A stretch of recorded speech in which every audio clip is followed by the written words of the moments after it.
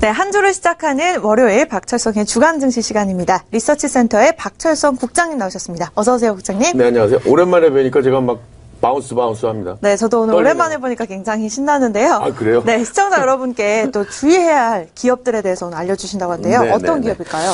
자, 그 M&A 시장의 큰 손이라고도 호칭을 해요. 참 표현하기가 애매한데 바로 이 M&A 시장의 큰 손, 남궁견 마술이 이번에도 통한 걸까요? 남궁 회장이 실제 주인인 포비스 TNC 주가가 무려 160%나 폭등했습니다. 수상한 비정상적 급등이라는 지적입니다. 개미 무덤 경계령도 발동됐습니다. 급기 한국거래소가 나섰습니다. 거래소에서는 포비스 TNC에게 주가 급등 관련 조회 공시를 요청했고요. 투자 경고 종목으로 지정했습니다. 단기 과열 완화 장치 발동, 그리고 매매 거래 정지 예고 조치도 했습니다. 지난 2일 포비스 TNC는 투자 경고가 붙었습니다. 그런데도 포비스 TNC의 주가 고공 날개짓은 막무가내였습니다. 보란듯 연거푸 52주 신고가를 경신했습니다. 시쳇말로 경고 딱지를 붙이고도 달렸습니다. 주가는 경고 전일 저점 대비 36% 추가로 급등했습니다. 시장에선 졸지에 금감원과 거래소가 봉변당했다고 혀를 내둘렀습니다. 이 포비스 TNC 그래프엔 세력의 발자국이 선명합니다. 미확인 세력에 의해 주가가 견인됐음을 대변하고 있습니다. 거래소와 금감원, 검찰 등 당국의 철저한 조사와 관리가 시급하다는 지적입니다. 포비스 TNC의 주가 폭등은 지난 12월 5일부터 개인 창구를 통한 미확인 세력의 손놀림에서 시작됐다는 분석 보고입니다. 해당 세력의 매수 평균가는 1298원 부근, 특히 그들은 상한가를 기록했던 지난 12월 21일부터 집중 매수세를 일으킨 것으로 확인됐습니다.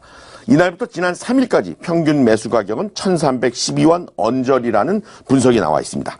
문제는 앞으로 이들 세력의 차익 실현 물량이 쏟아질 텐데요. 주가는 순식간에 와르르 폭락이 불보듯 뻔합니다. 다행스러운 것은 아직은 주가가 고점에 있다는 사실인데요. 오늘 상당히 음봉이 커지면서 낙폭이 커지는데 조금은 불안합니다. 따라서 포비스 TNC에 대한 투자는 공격보다 방어적 스탠스가 요구가 됩니다. 전문가들은 투자에 각별한 주의가 요구된다고 강력한 경고 메시지를 보내고 있습니다. 네, 해당 종목을 갖고 계신 시청자 여러분들은 굉장히 조심하셔야 될 것 같은데요. 네, 그렇습니다. 이 주가도 주가지만 지분 구조가 눈길을 끌고 있다고 들었습니다. 어떤 내용이죠? 그 얘기를 들으셨군요. 네. 이 포비스 TNC의 지분 구조가 매우 오묘합니다. 포비스 TNC의 최대 주주는 미래 ING입니다. 보유 주식은 695만 5,289주, 지분율 16.46%입니다. 또 미래 ING의 최대 주주는 NK물산입니다. 지분율 24.76%. 그런데 이 NK물산의 대주주가 포비스 TNC입니다. 보유 주식은 1,458만 1,004주, 지분율 17.95%를 보유하고 있습니다. 이는 NK물산에서 미래 ING 그리고 포비스 TNC 다시 NK물산으로 이어지는 지분 구조, 즉 순환 출자 구조입니다. 순환 출자는 한 그룹에서 A기업이 B기업에게, B기업이 C기업에게, C기업은 다시 A기업에 출자하는 방식입니다. 그룹 계열사들끼리 마치 사과를 깎듯 돌려가면서 자본을 늘리는 것을 말합니다. 이를테면 왼주머니 자금을 오른주머니로 옮기는 거죠. 그리고 다시 뒷주머니로 갑니다. 순환출자는 특정인이나 특정 회사가 소수의 자본으로 자기가 보유한 자본 이상의 통제력을 발휘할 수 있습니다. 현행법에서는 A와 B 두 계열사 간의 상호출자는 금지하고 있습니다. 순환출자에 대해서는 별도의 규정을 두지 않고 있습니다. 따라서 순환출자는 상호출자 금지로 생겨난 편법이라고 할 수 있습니다. 또 NK물산의 최대 주주는 비상장사인 하나모두입니다. 총 2,688만 4,145주, 지분율 33.09%입니다. 남궁현 회장은 NK물산 주식 105만 8,391주를 보유하고 있습니다. 또 남궁 회장의 아들인 남궁정 대표는 하나모두 지분 12%를 소유하고 있습니다. 하나모두는 남궁현 회장의 특수관계인 신분인 김종순 씨가 최대 주주입니다. 지분율은 35%. 결국 남궁현 회장이 아들과 특수관계인을 통해서 포비스 TNC를 비롯해 관련 기업을 모두 지배하고 있다는 얘기입니다.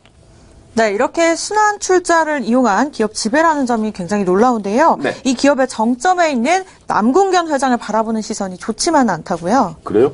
네. 누가 그래요? 네. 남들이 그래요? 네. 그런데 남궁현 회장은요, 스스로는 기업 생존 전문가라고 말합니다. 이 남궁 회장은 지난 2015년 한 언론과의 인터뷰를 했죠. 거기에서 사람들은 나를 적자 기업 사냥꾼이라고 부른다. 바로 잡자면 나는 기업 생존 전문가라고 할 수 있다라고 밝혔습니다. 당시 기사는 남궁 회장은 2006년 고려포리머, 현재의 NK물산이죠. 이 고려포리머를 시작으로 현재까지 여러 기업의 M&A를 진행했다라고 밝혔고요.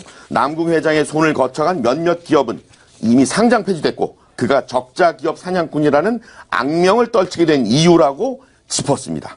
남궁 회장을 바라보는 시장과 개미 투자자들의 시선은 싸늘했습니다.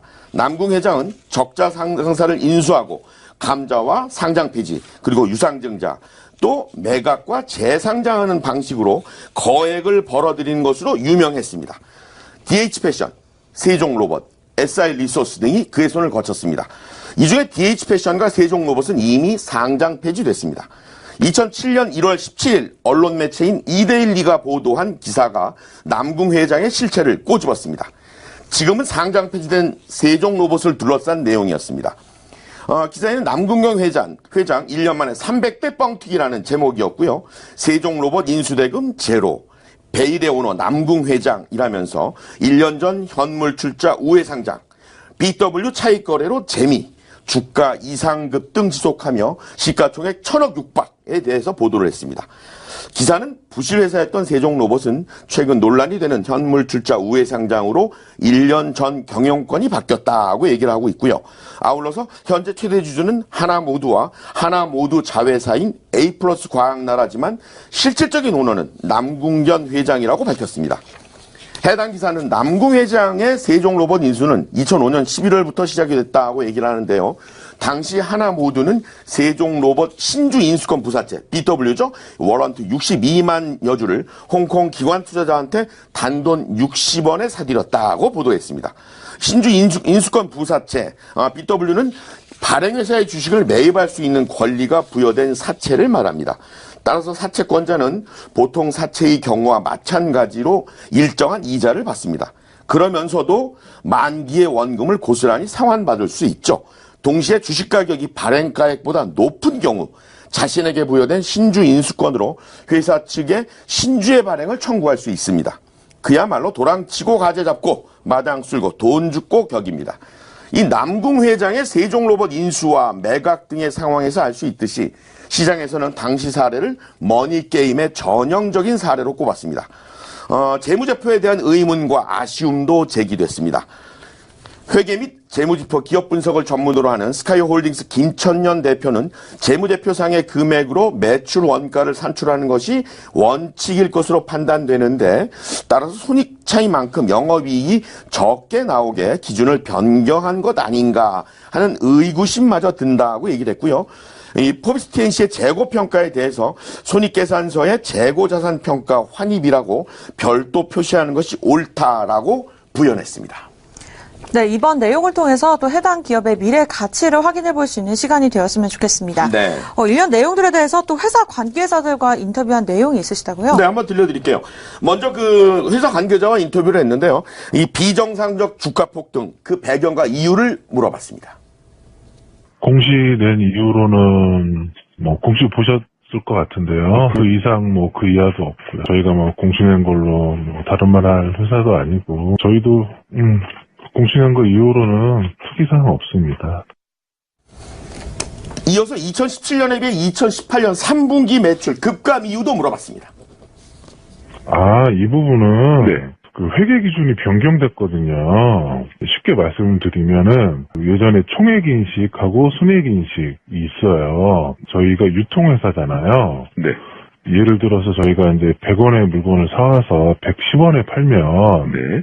예전에는 총액인식, 이게 총액인식이거든요. 110원을 저희가 매출로 잡았어요. 근데 이제 저희가 이제 요새 작년부터, 재작년부터 해가지고 금감원에서 네. 회계 기준에 대한 이슈가 좀 있었고, 저희 이제 회계 감사하는 법인에서도 이게 맞을 것 같다 그래서 순액인식.